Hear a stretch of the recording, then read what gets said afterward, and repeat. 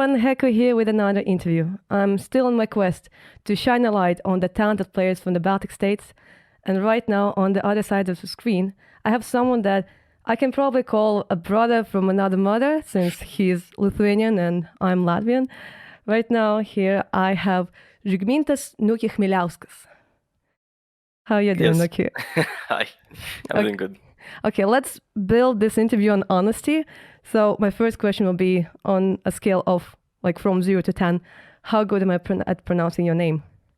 It was close. I would say like a solid 7. I wouldn't say it's a 10 A worthy. 7! Yeah, it's hard to pronounce it. I mean, It's Žygimantas. It's a bit more like, how to say, the Z is a bit deeper. we have the same letter in Latvian, so I assume it's the same. Exactly. Okay, but well, to be honest, I'm kind of... try. Yeah, it is. I am kind of cheating because I saw the video that Hellraiser released with you on the YouTube channel. Everybody has seen it recently, and it's just like everybody trying to pronounce my name and stuff as a troll. And yeah, I mean, it is kind of like a challenge to do it. So, but we are here not to talk about your name because there's a whole video about that. If someone wants to check it out, we are here to talk about your career. So I would like to talk about the past, the present, and the future. So let's start. I guess this whole thing started in the end of 2017 when you won FPLC, and then you were like dominating FPL. Like you were performing like so good. So pretty quick you got signed by Imperial, right? Or you don't remember at this point? I remember it, but I think like at least what I got told from like Nexa, the guy was looking into me, that they already were looking at me at FPLC because I was playing like almost 200 games every month or something like that. Mm-hmm. And they told me that they were like interested in me since FPLC, and then I qualified, and then I played for a month, and they were like, let's try them out. Yeah, nice. Oh yeah, but you played with them for a bit more than half a year. Then after you got released, you played in No Chance.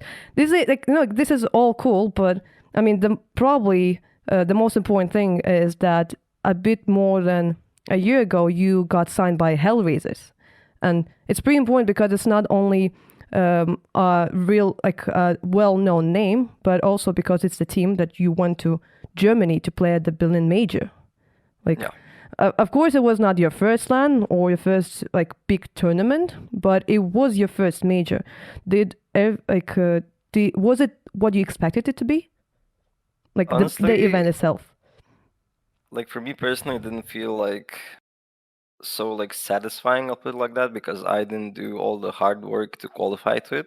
Mm-hmm. So it kind of felt like unworthy, like from my point of view for myself, because I didn't even know that I'm gonna play there. There was I signed, and then it was hidden away from me until literally last week, until they pulled the coach trick or whatever, and I was like, okay.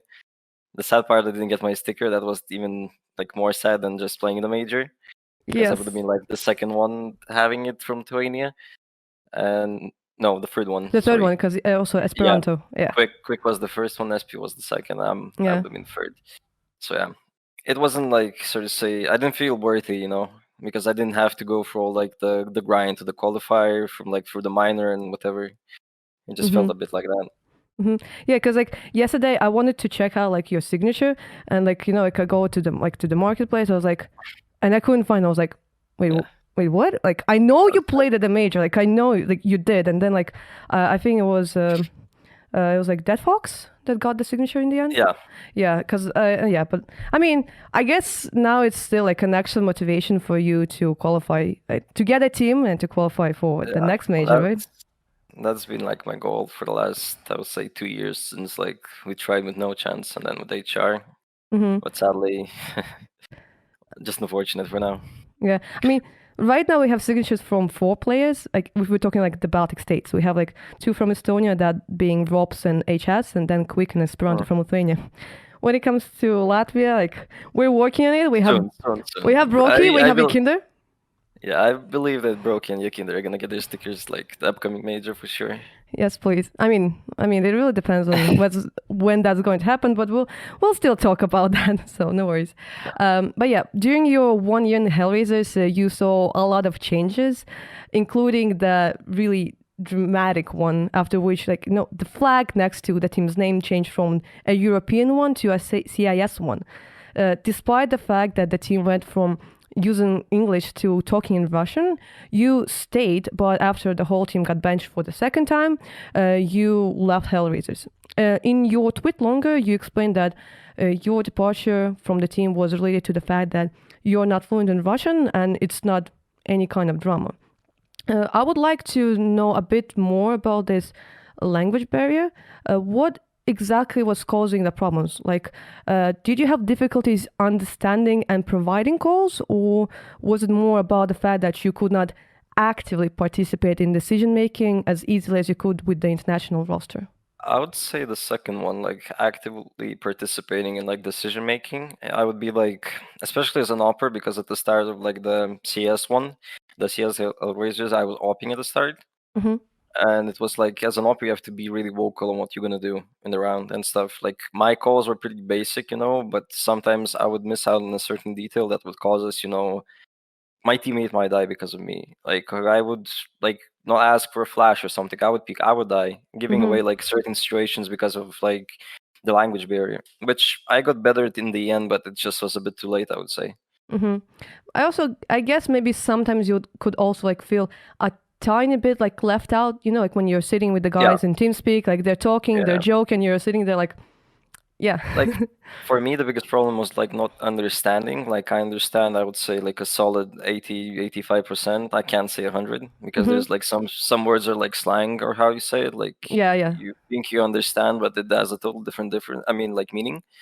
But the problem was about speaking and like actually giving the info. Giving the info, like building up, like as you said, like sitting in TeamSpeak and building like a full conversation. That was like the hardest part. And like giving basic answers, like yes, no, and then like going a bit in depth, it was easy. But then going even more in depth into the communicating was hard. So well, that was hard. Yeah, but it kind of looked like as if you guys didn't have drama, like, and everyone was pretty chill, because there's like even like a YouTube video of them like writing you like birthday wishes, right? Yeah. And one of them was that they wished you to get better at Russian. But I guess it's not like one of the things that you're like focusing right now, because since like you left Hellraisers, we saw you play only in Team Secret and as a stand-in. But right now you're just like looking to find a new home, right? Yeah, like for now, I was like, I didn't drop the Russian learning stuff, but it's like the Corona stuff and whatever. There's like no way for me. Like I used to go to like lessons, like private lessons. I would pay money and stuff, and now there's like no way still. Till now, because like the teacher doesn't want to have anyone. any students. Because of her age and whatever. So that's the hard part. But I'm probably, whenever she can like take me again to, for the private lessons, I'll probably continue until I learn like fluently. I just feel like Russian is like good use to me anyway.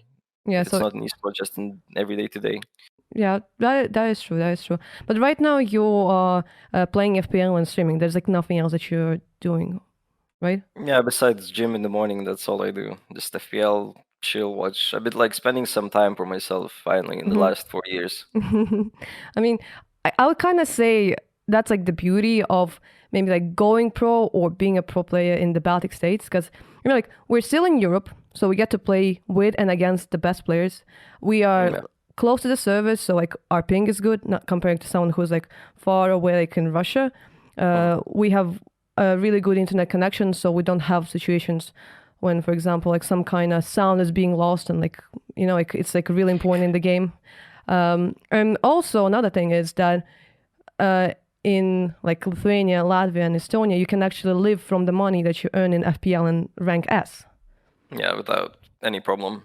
Like for me, like living right now is not a problem, because I didn't like, besides taxes, I didn't spend the money I earned like in HR or other teams. Like I bought like certain things that are like a PC, like a car, like some basic stuff that you need every day today, like for your own living. But besides that, I didn't spend. So for me, it's like I'm not desperate for looking for a team or whatever, or just like look for a job, or like most people would be like in my case right now, like desperate just to grab some money. So yeah, because I think the first place in FPL is like 4.5 grand, which is, I mean, $5K. Yeah, if you could get that like every month, that would be amazing. But even getting into top 10 is like 1K, which is Even in top 15, I would say like the 500 is like still like Yeah. you probably wouldn't even spend it in a month unless you're like ordering food or something like that every yeah, single day. yeah, going like for sushi and Yeah, stuff like yeah. But yeah, but when it comes to your future, I heard a few things during your streams. One is when you left Hellraisers, you were kind of counting on the Rio Major to happen in May because, as we all know, after every major, many teams participate in the roster apocalypse, which is yeah. usually the perfect time for free agents to find a team. Right now, the Rio Major was supposed to happen in May, should happen in November, but the closer we're getting to the date, the more skeptical everyone is becoming. So this is kind of a disaster for like free agents like you, especially since the format that we have right now is that there's like the rosters, they play in RMR tournaments, and they can't really experiment to like to try like new people because otherwise they will lose like their hard-earned points. Yeah, that like was a stick in your like wheels, how you say it. Mm-hmm. Because like for me, I was like expecting when I left, like probably like 2 months. No, like not like a full month. They announced the point system. Mm-hmm. I was sitting, I was reading like, yeah, I'm probably not gonna find a team at least until like after the major. I was like, that's like not any single like team is gonna risk 400 or what was it points to change one player, and I was like, yeah, Mm-hmm. I'm in this spot again. Yeah, but for example, what will you do if tomorrow we'll get confirmed information that the next major is happening like only like next year? Like, will you change your plan somehow? Probably no. I will just continue streaming and just put some YouTube content or whatever. Just continue working on that. That Mm-hmm. was my plan. Even if I would find a team, I would still continue like streaming and doing YouTube like slightly like how I do right now. Mm-hmm. Like the highlights. Yeah, highlights for now. Highlights. Maybe Mm-hmm. other content in the upcoming future when I get like my microphone or whatever. Yeah, but like another thing that I've heard during one of your streams is that you're actually open to the idea of switching regions and going to an A. Are you really fine Yeah, living Europe? I'm not against that. Like I said, like I have nothing that's locking me down, like so to say personally. Mm-hmm. Like I'm Not that like like my fam I'm yeah. like my family is close to me, but they said like even my dad said like I'm really close to my dad, and dad said like you should, if you have an option to live in an area for at least 2 years just to see the culture, see if you actually like there and whatever, you should drop it. It's like 2 years. It's like you're still like young. You should experience things.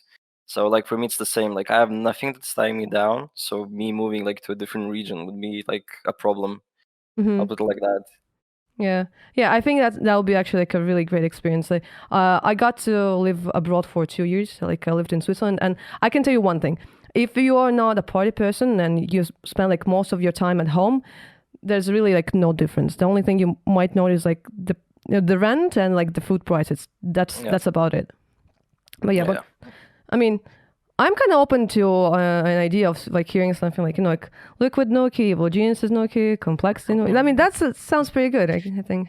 It's like I'm not sure I'm yet worthy that kind of a team, and I'm just like being, so to say, honest with myself. Like I Mhm. still need some time to contest the team that's in like the top 18 downwards, like towards like number one, like in Mhm. between that gap. Like I'm still.